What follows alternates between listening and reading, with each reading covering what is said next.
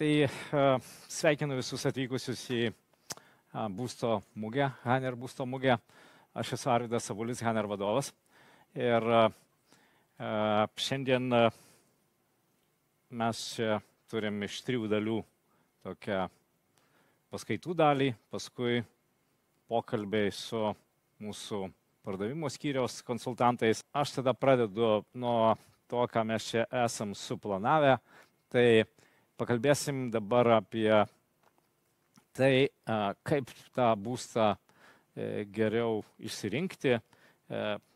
Na, aš turiu beveik 30 metų patirtį ir daug metų mes čia visko statėm Vilniui, daug būtų, apie 8000, gal daugiau esam pristatę.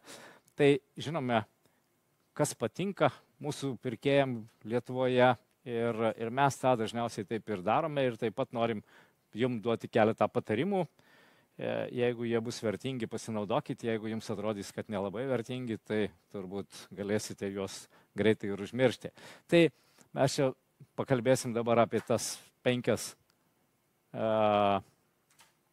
klaidas, kurias kartais daro žmonės pasirinkdami būstą, kad jūs tų klaidų nedarytumėte ir į ką reikėtų labiausiai atkreipdėmėsi į tai vietą ir infrastruktūrą, kur yra pastatytas tas projektas ar namas, tai yra labai svarbu ir čia tokia yra sena tokia taisyklė, kad visada nekilnojamas turtas vertinamas pagal vietą. Tai yra netgi tokia 3L taisyklė, kad kas svarbu, location, kas antras svarbu, location, kas trečias svarbu, location. Tai yra 3L. Locations, vieta yra svarbiausia. Tai čia yra Vilniaus toksai kaip ir schema, žemėlapis su rajonais. Mes paskui truputį paaiškinsiu, kurie čia jų geriausi mūsų nuomonė, kurie mažiau patrauklus. Tai miesto centrinė dalis ir visada jinai būna patrauklesnė ir brangiausia. Miesto pakraščiai, irgi čia ta sena taisyklė, reiškia, miesto pakraščiai visada pigiau. Tai ką rinktis, jeigu leidžiate galimybės, tai mes visada sakom, eikit arčiau centro. Aišku, senamiestį yra labai brangu arba brangiausia visada būna. Na, ten yra kiti rajonai, kurie ten irgi prie senamiesčio jie šiek tiek irgi brangesni, bet yra dar viena linija, kurią mes dažniausiai fokusuojamės, tai yra tie tolimieji miegamieji rajonai ir miesto centras, tai yra vidurinė dalis, kuri dažniausiai būna tokia per vidurį ir ją dažniausiai ir renkasi žmonės, kurie turi galimybių. Tai dar ką reikia įsivertinti, žiūrint vietą, tai kaip tas būstas atrodys po 5 metų ar 10, nes dažnai būna tai, kad gyvenimas pasikeičia. Dabar gyvenam 2, o jau žiūrėk, po kokių 5 metų jau mes ten 4. Tai ir tada reikia turbūt į didesnio būsto ir ką daryti su šituo. Tai visada reikėtų pamastyti ir pagalvoti, kaip aš jį galėsiu parduoti ir kaip jo vertė. Ar būsto vertė gali šitoje vietoje kilti ar negali. Paskui parodysiu kelis pavyzdžius, reiškia, kaip ta būsto vertė kartais kyla, fantastiškai, netgi sunku patikėti, bet jinai kyla. Ir nors visi nori būstas, kad būtų pigesnis, visi nori, kad tas būstas pagaliau atpigtų. Čia žurnalistai rašo, turbūt nuo ryto iki vakaro prognozuoja, kada jisai atpigs, bet jis kaip nepinga, taip nepinga ir šitai pyksta jau ne 10 metų, ne 20 metų, visus 100 metų. Tai man dar vis keista, kaip Lietuvos žurnalistai vis dar nesupranta to tendencijos, reiškia, kad man abejonių kyla, ar klimatas iš tikrųjų atšils taip, kaip čia prognozuojama, bet kad būstas bus brangesnis po 10 ar 20 metų, nei kiek to neabejoju.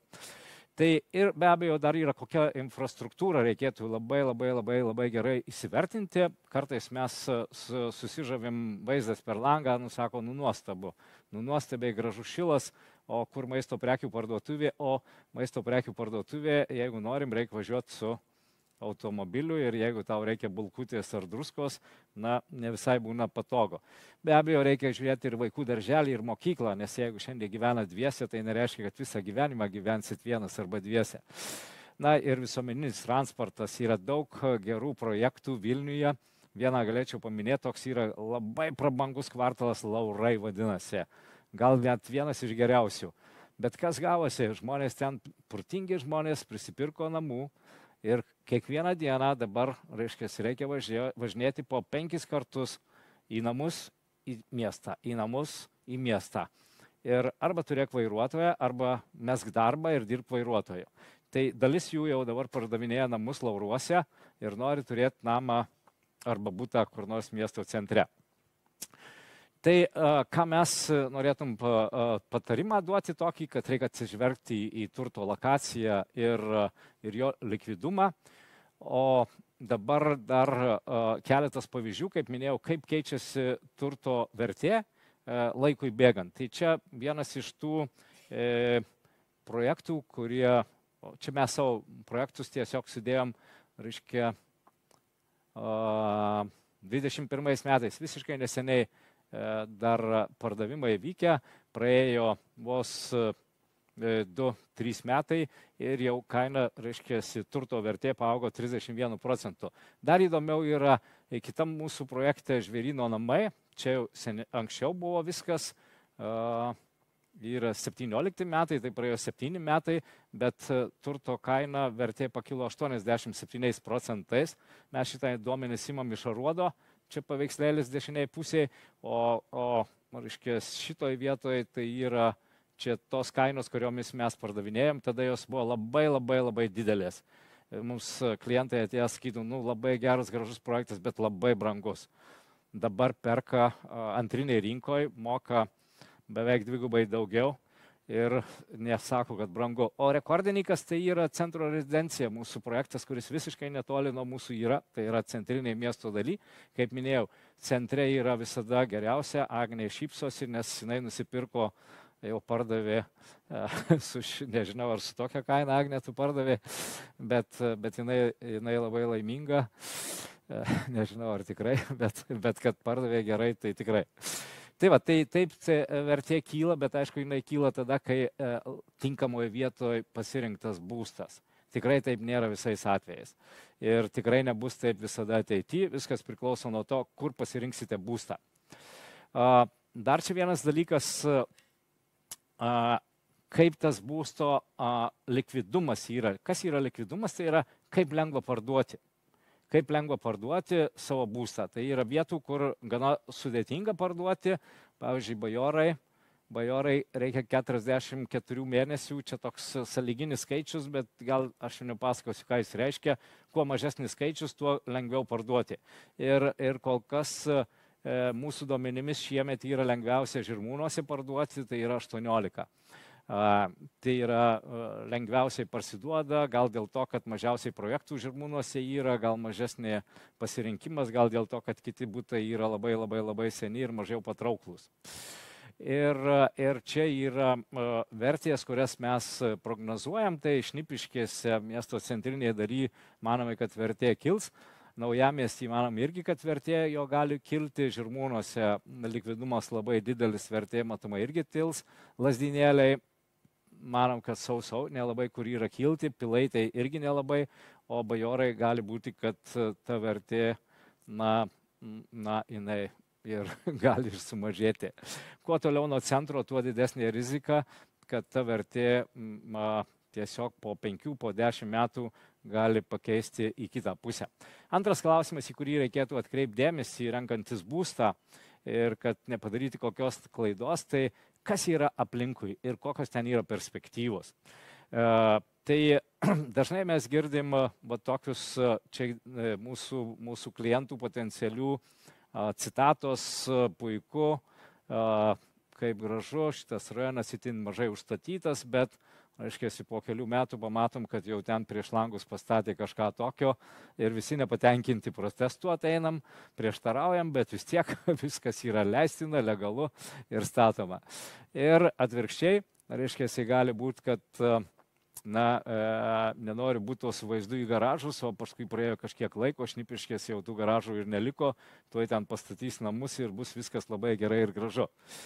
Tai ką mes siūlome, kad pasidomėti reikėtų, kas ir kada bus daroma aplinkui, kas yra planuojama, kokios galimybės, ar čia galima statyti, ar negalima statyti, ar čia šitoj zonoje bus žalia zona ir daugiau tikrai nieko nebus, ar ten tikrai kažkas kada nors, kam tas sklypas priklauso ir ką jie nori daryti.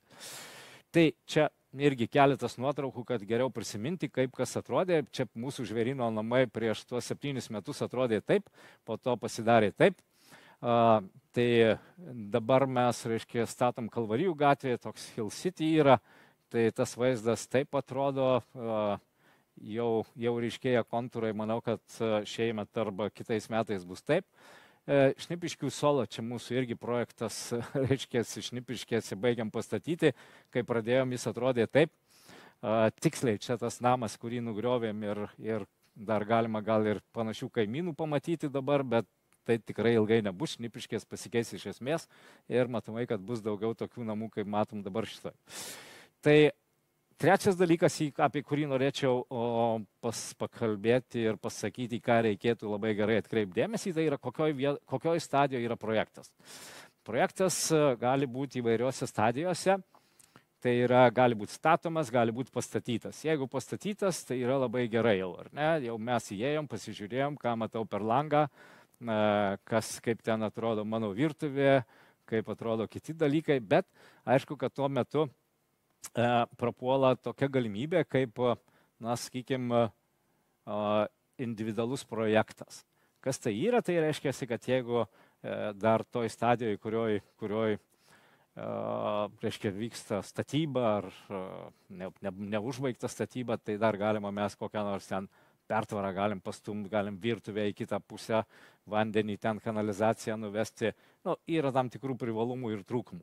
Tai čia reikėtų tuos dalykus tiesiog kiekvienam savo priimti, kas man svarbiau. Ar man svarbiau saugumas, tai aš nueinu, žinau, kad jau namas pastatytas, kad nebūtų kaip tų gelvonų terasose, ar ne?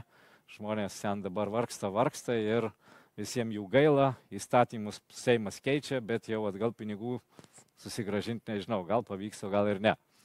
Kitas dalykas, kokios tos lankstumo, kokios tos sąlygos ten, ar jos lankščios, ar mažiau lankščios ir visa kita, tą reikia įsidėmėti ir, aišku, neužlipti ant grėblio, nes kur yra labai patrauklios sąlygos, gali būti ir, kaip ten sako, labai kažkas gali būti paslėpta ir ką nors vėliau gali surasti to, ko nesitikėjai.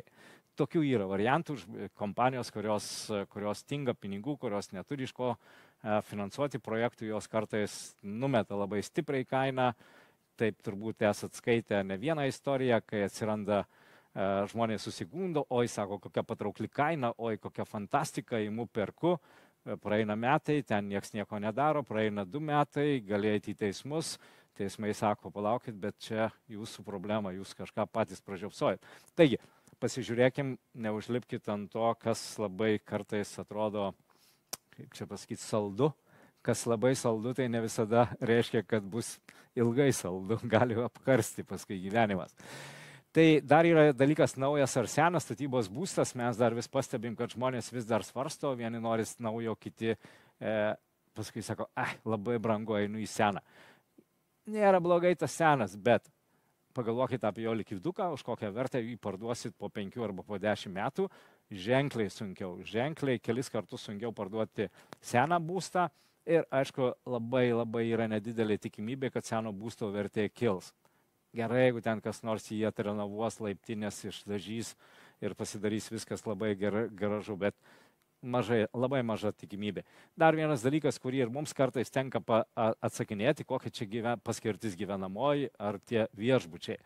Žinot, tai čia tokia istorija, reiškiasi, tokia parodiška, kad nežinau, ar žinot ar ne, bet prieš 5 metus Vilniuje nebuvo galima gyvenamų namų statyti. Reiškiasi, buvo visas Vilniaus centrinė dalis nudažyta raudonai.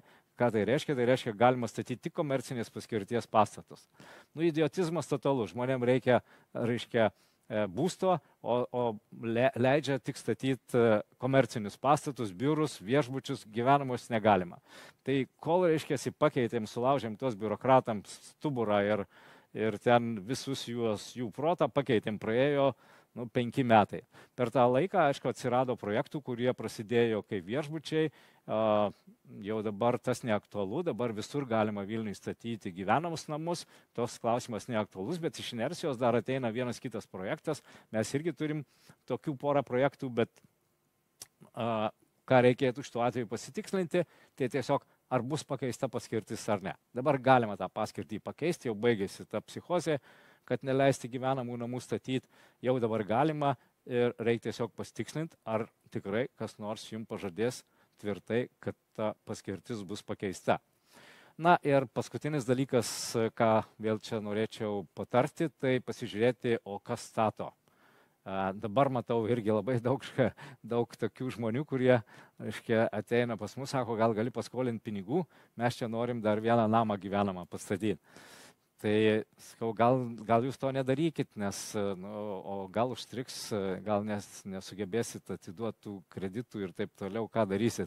Bet žmonės drąsūs, Lietuvoje tikrai, tai reikėtų įsivertinti, daug tų yra pavyzdžių ir tie ir Gelvonų terasos ir kiti, jie visi užlūžo dėl to, kad neturi finansavimo, negali užbaigti projekto, na ir tada paprasčiausiai atsijungiam telefoną, kur ieškot nėra kur ir taip toliau. Tai mūsų patarimas pasižiūrėti iš tų pirkti, kurie turi ilgametę patirtį, kurie turi dar ką nors apart mobilaus telefono, kad žinotum, kur nueiti arba į ką kreiptis. Tai be abejo, kad ir garantiniai įsipareigojimai nuo to yra labai svarbu. Nėra turbūt namų, kur nebūtų kažkokių trūkumų ir trūkumus tuos, kaip juos šalina, kaip juos reaguoja vystytojas ir statytojas irgi labai svarbu. Taigi, mūsų patarimas įvertinti projekto vystytojo patikimumą ir patirtį ir tada pasirinkti jau tą sprendimą, kurį reikia daryti. Taip, dar vienas klausimas, kokią gaunam vertę? Mokam 150 000, čia sąlyginai, galima pigiau nusipirkti, galima iš brangiau, bet mes čia šiaip iš lubų paėmėm tą 150 000, kad skaičius apvalus. Ir ką gaunam už tai? Tai ką mes pastebim šiandien dienoje rinkoje, kad įdomus tokie dalykai yra. Reiškia, kai kurie atsiranda tokie pasiūlymai, na, vat, pavyzdžiui, kaip ir šitam kampe, tai, reiškia, kuo toliau bando pagudrauti kai kurie ir padaro visko labai mažai. Parduoda lyg ir tą patį butą, bet be pertvarų. Tai mano čia kolega turbūt vėliau papasakos, reiškia, kokį efektą tas turi.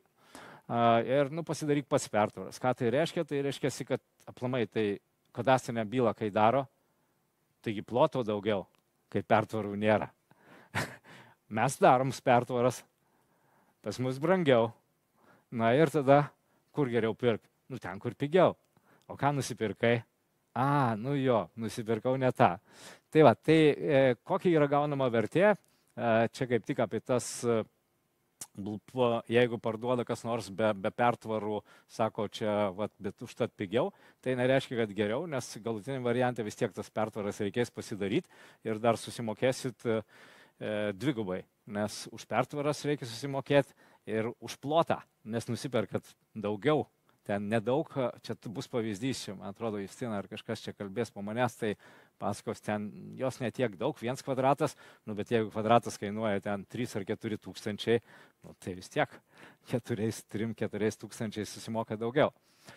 Jo, ir kaip atrodo dalinė apdaila ir jos skirtumai, tai irgi čia mano kolegė toliau truputį papasakos daugiau detalių apie tai, tiesiog reikėtų į tai atkreipdėmėsi ir mūsų patarimas, tai yra nelyginti tik kainų, nes jeigu lyginam tik kainas, tai tiesiog galim, kaip sakant, lyginkim, kaip visada sako, obolį su oboliu, kriaušę su kriaušė. Nelygim obolio ir kriaušės. Panašus, bet ne tie. Tai čia būtų lygiai tas pats. Tai ir paskutinis mūsų aspektas, apie kurį aš čia norėjau pakalbėti, tai finansavimo pasirinkimas. Tai čia tiesiog turbūt tie, kurie perka be banko finansavimo, tai gal nelabai aktualu, bet daugeliu atveju žmonėms reikia finansavimo ir mes čia turbūt, Zelmas paskui pakalbės, vieną turim tokį instrumentą, mes siūlom tą rent to buy paslaugą, tai kas tai yra tam tikras dalinis finansavimas, mūsų kompanija gali padėti tam tikrais atvejais jaunoms šeimoms, jauniems žmonėms tą būstą įsigyti ir siūlom tą rent to buy paslaugą. O čia tiesiog norėjau parodyti, kaip atrodo grafikas maržų. Čia ne palūkanos, bet maržos. Bankas ant tos yra paskolos palūkana susideda iš dviejų dalių. Tai tas vadinamas Euroriboras arba centrinio banko nustatyta palūkanų norma, kuri yra dabar šiandien palubėsi ten viršui 3,8, man atrodo, ar 3,85 kažkur svyruoja. Ir paskui dar banko marža, tai yra bankas dar užsideda, kad būtų tai brangu, kad nepirktumėt būtų. tai iš tikrųjų banko maržas mažėja. Jeigu čia yra paskutinių 2 metų ir paimti, 4 jau metų, per 4 metus jos gana ženkliai sumažėjo nuo 2,4 iki 1,6, o šiandien Swedbankas, čia dabar reklaminė žinutė, pasiūlo jums 0,99 maržą.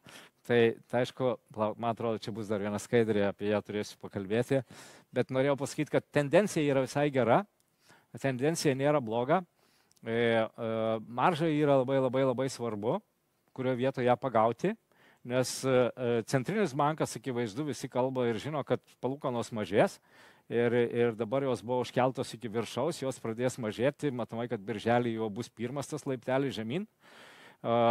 Kiti laipteliai bus ten po kelių mėnesių ir marža yra labai svarbu, nes jeigu pasirašom sutartį, tai taip, reiškia, bendra palūkanų norma susideda iš 2 dalių. Kokia yra centrinio banko nustatyta palūkanų norma ir marža. Tai marža nesikeičia, o reiškia, centrinio banko palūkanų norma keičiasi. Tai va čia ta reklaminė žinutė. Pasidžiaugim, 0,9 tikrai labai gera marža ir siūlyčiau pasinaudoti ją, nors ir pats norėčiau tokią turėti, bet neduoda man. Tai čia tik tai akcija kažkokia. Ir aišku, čia yra pačioje disclaimeris, tai yra pačioje daug parašyta, kad jinai negalios ten visą gyvenimą, jinai galios 1 metus šitą maržą, bet vis tiek tai yra gerai, nes po metų jau tikrai centrinio banko palūkanų norma nukris ir tada jau nebus tokia didelė našta.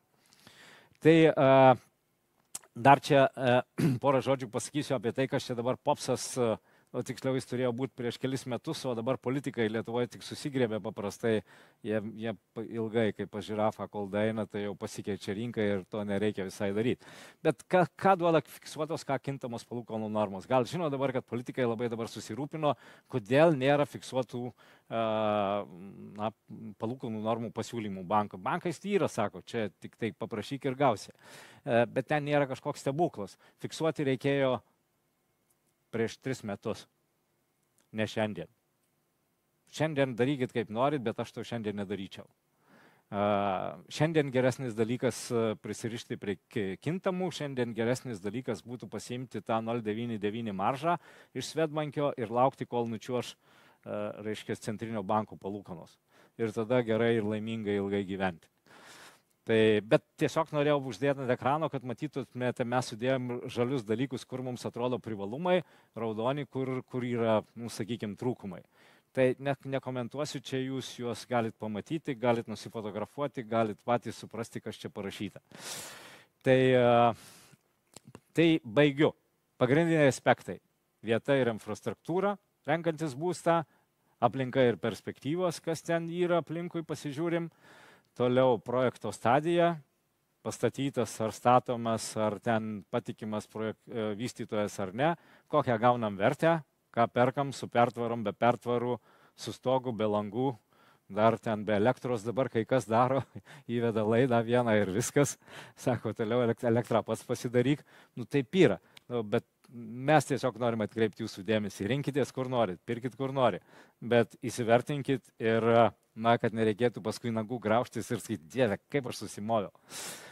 Tai patarimai renkantis būstą dar kartą, čia 2 kartus užtvirtinu, kad gerai prisimintumėt, kaip mokykloje, žinot, pasakėjau, dabar pasikartokim dar kartą.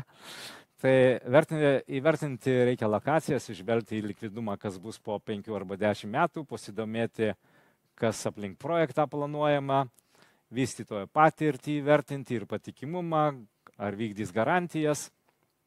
Aklai nelyginti tik kainų, nes ne visada jos pasako, kas yra teisinga, kas yra neteisinga, gali biškį ten miglos pripūsti į akis ir taip toliau, pasidarykit SWOT analizę ar ką nors kitaip. Na ir paskutinis, ką mes patariam, tai pasinaudoti išskirtinėmis galimybėmis, gerai pasiskaičiuoti, kuris variantas yra naudingesnis dėl finansavimo, dėl lokacijos, dėl apdailos, viską sudėti į vieną vietą ir tada priimti teisingą sprendimą. O teisingas sprendimas, žinot, koks yra, pirkti butą Haner. Ačiū uždėmesį, galit.